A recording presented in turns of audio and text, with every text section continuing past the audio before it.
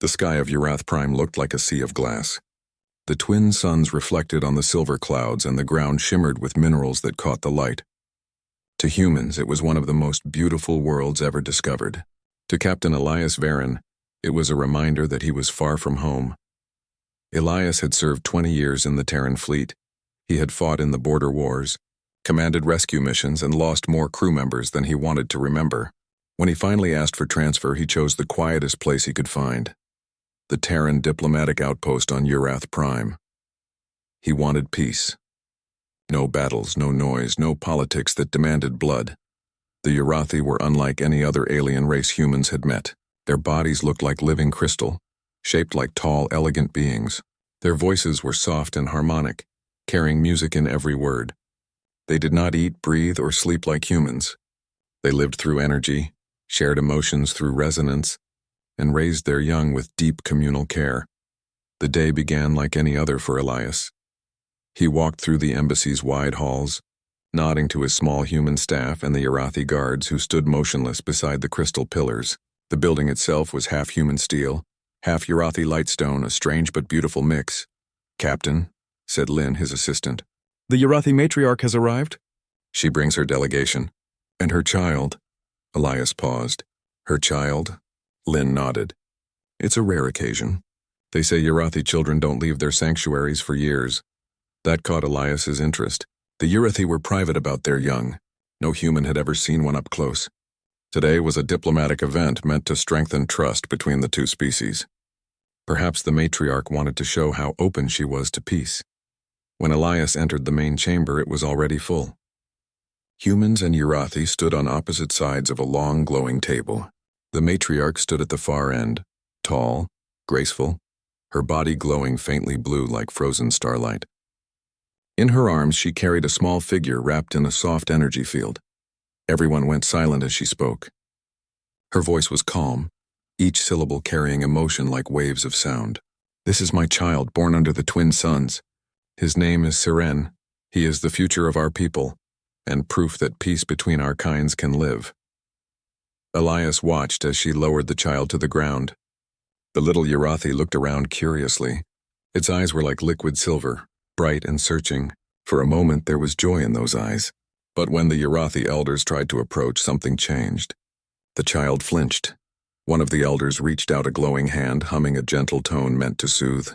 But the child's glow dimmed sharply and it stepped back, releasing a sound like glass breaking. The elders tried again, each projecting calm emotions through their empathic resonance.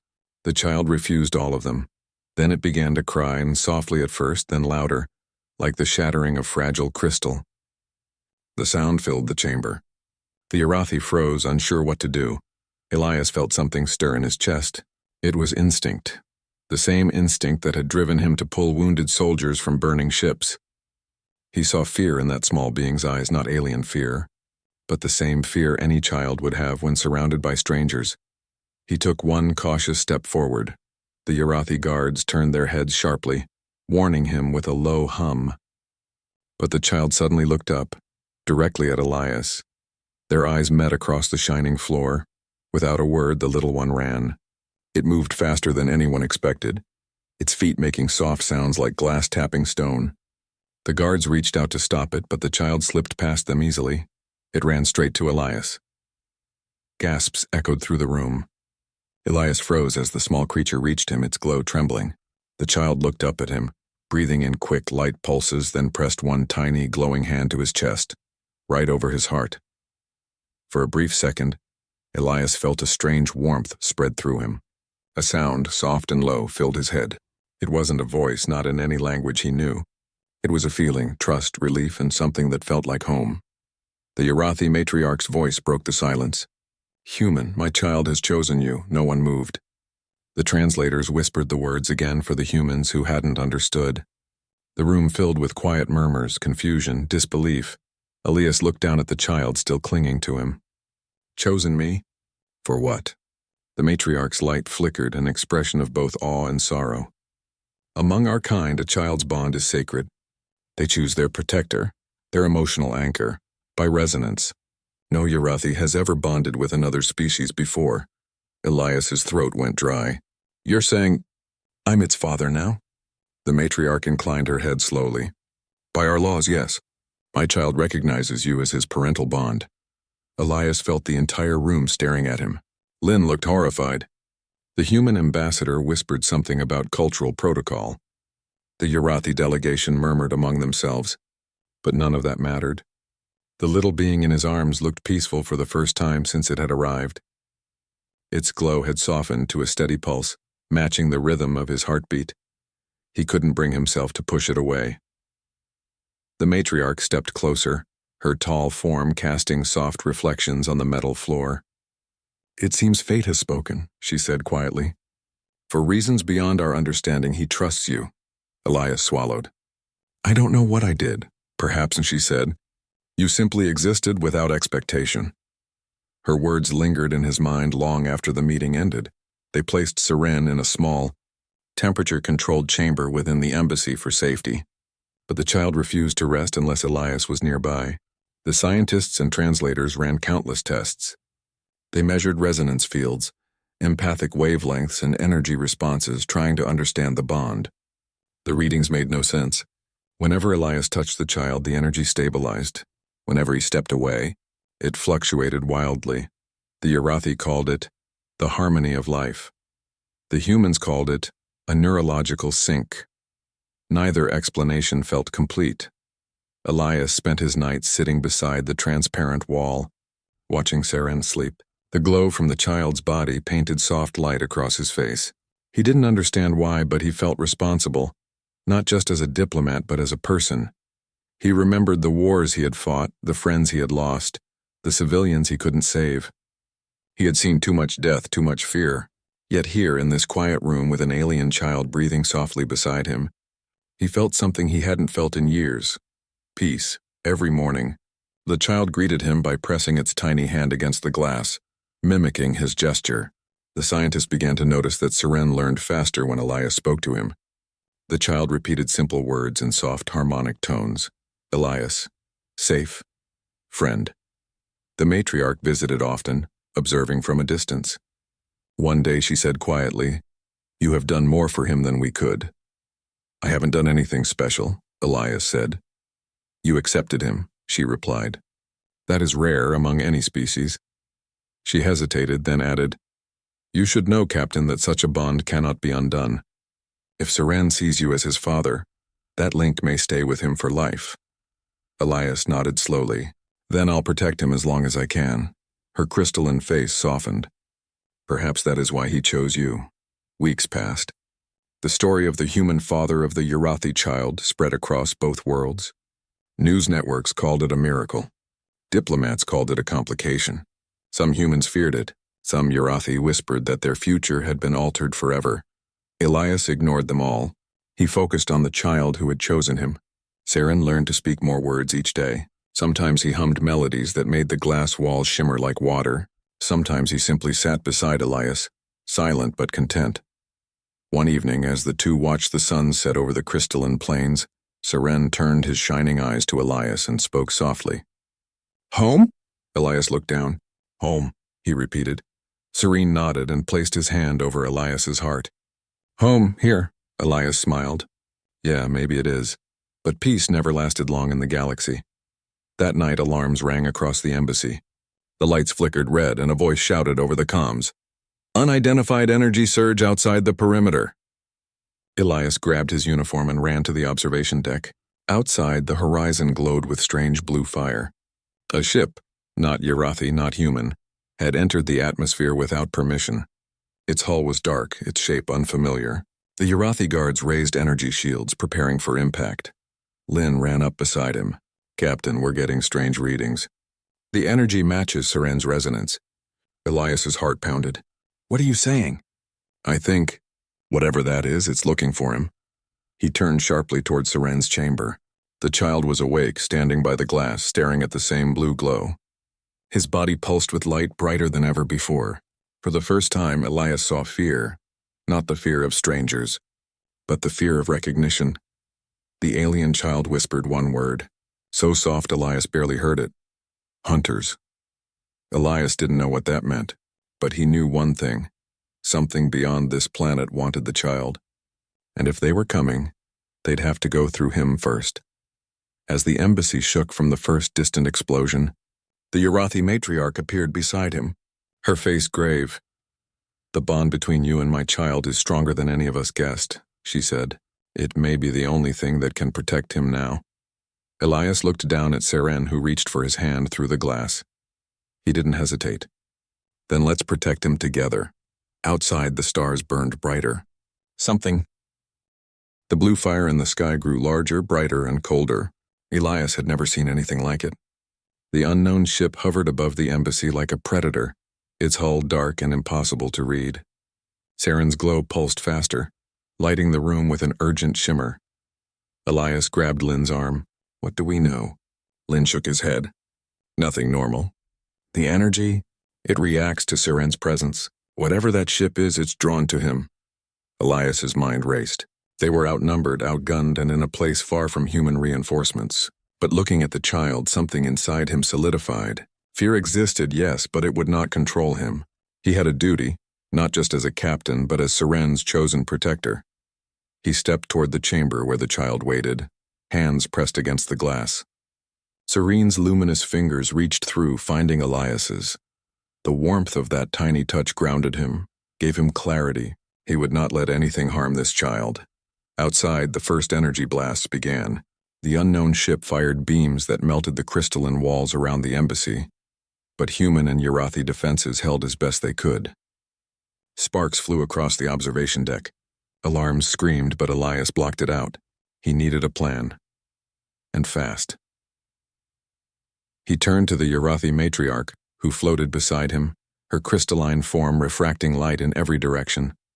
"We can't stop it with shields alone," Elias said. "You are correct," she replied, voice steady but grave. "The child's bond with you is unique. It is stronger than anything our technology can amplify. You must use it," Elias frowned. "Use it how?" She reached out, placing her hand on his shoulder. "Trust the bond. Seren chose you. That choice is powerful. Focus and let the child's energy guide our defenses." Elias nodded. He returned to the chamber where Seren watched him with wide, shimmering eyes. He knelt before the child, bringing his face close to the glowing fingers. "Seren," he said softly, "we're going to stop them. Together." The child hummed, a low, harmonious tone that vibrated through the room. Its light grew brighter, extending into a soft wave that touched the walls, floors, and ceilings. Elias felt the pulse in his chest, and he realized the bond wasn't just emotional. It was energy, something that could interact with the world. "Lin," he shouted, "bring the resonance amplifiers." Now, Lin scrambled to obey. The Yarathi had devices capable of amplifying energy fields. Together, they could focus Seren's light into something protective, maybe even something strong enough to repel the attackers. The child's small hands floated in the air, tracing patterns that glowed like intricate constellations. Each movement sent ripples of energy through the chamber, reinforcing the walls and shielding civilians who had gathered in the lower levels. Elias followed, guiding Seren, feeling the rhythm of his heartbeat matching the child's pulsing glow. Outside, the dark ship hesitated, its weapon systems recalibrating as it faced the sudden surge of energy from within the embassy. For the first time, Elias sensed hesitation in the predator. The unknown attackers were powerful, but they had not expected this. A human connected to an alien child, wielding a force they could not understand. The matriarch's voice came through the communicator. "He will respond to you. Speak, human. Show him the courage of your heart." Elias took a deep breath and spoke, not just with words, but with his presence. "Seren, you are not alone. We are together. We are stronger than fear. You chose me and I choose you.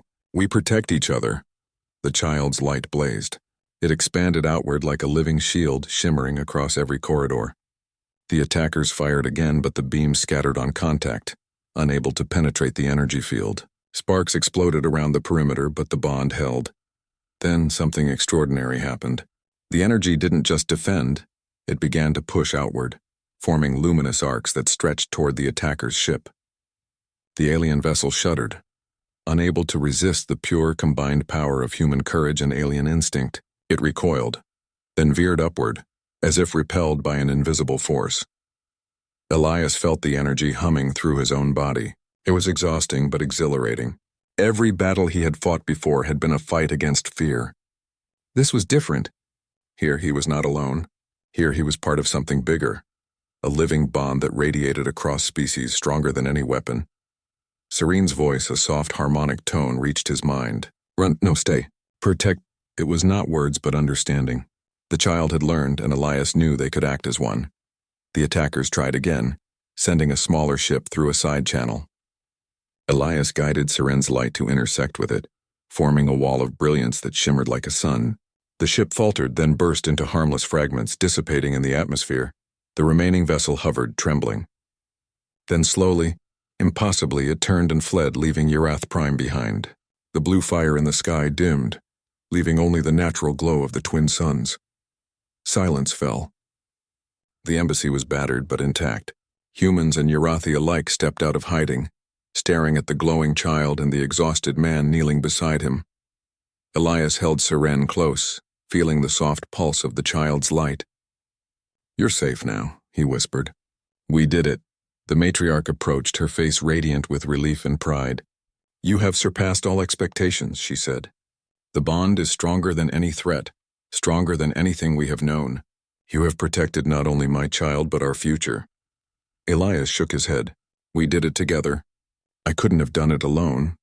Serene looked up at him and whispered a word that made Elias's heart swell.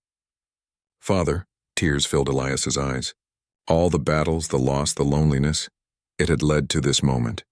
A tiny alien child had trusted him, chosen him, and together they had faced the unknown and survived. Humanity, in the heart of a small man on a distant planet, had shown its courage, compassion, and indomitable spirit. In the following days, Urathi and human scientists worked side by side to study the bond. No one could replicate it. No technology could explain it. It was something more. The courage of a human heart, the trust of a child, and the energy of life itself, combined into something that transcended understanding. Elias and Serene became inseparable. The child learned quickly, not only human words but human ways of thinking and feeling, blending them with Urathi traditions. Elias taught him games, stories, and songs from Earth. Serene taught Elias patience, harmony, and the quiet strength of his people. The story spread across the galaxy, not as a tale of war but as a tale of hope. Humans could be brave, compassionate, and worthy allies. Humanity's strength lay not only in weapons or fleets but in hearts willing to trust and protect. Years later, when Serene had grown taller but still glowed faintly, he stood beside Elias on the balcony of the rebuilt embassy. The twin suns reflected in their eyes. "Father," he said softly, "will they come again?" Elias smiled, placing a hand on his son's shoulder. "Maybe, but if they do, we will face them together, and we will be stronger than ever." Serene nodded. Then for the first time he laughed, a soft musical sound that echoed across the crystal plains. And in that laughter, Elias felt it, the triumph of life, trust, and the human spirit. The galaxy was vast, the dangers many, but together they could face anything. For in the bond between a human and an alien child, hope had found a home. And wherever they went, the story of courage, trust, and choice would spread. A reminder that even in the coldest, most unknown reaches of space, humanity could shine brighter than any star. The galaxy had witnessed the birth of something new. Not just the strength of one species, but the unstoppable power of connection, compassion, and courage. And as Elias watched the sun set with Serene by his side, he knew that no force in the universe could ever break that bond. Together, they would face the stars. Together, they would protect life. Together, they had shown the galaxy what it meant to be human.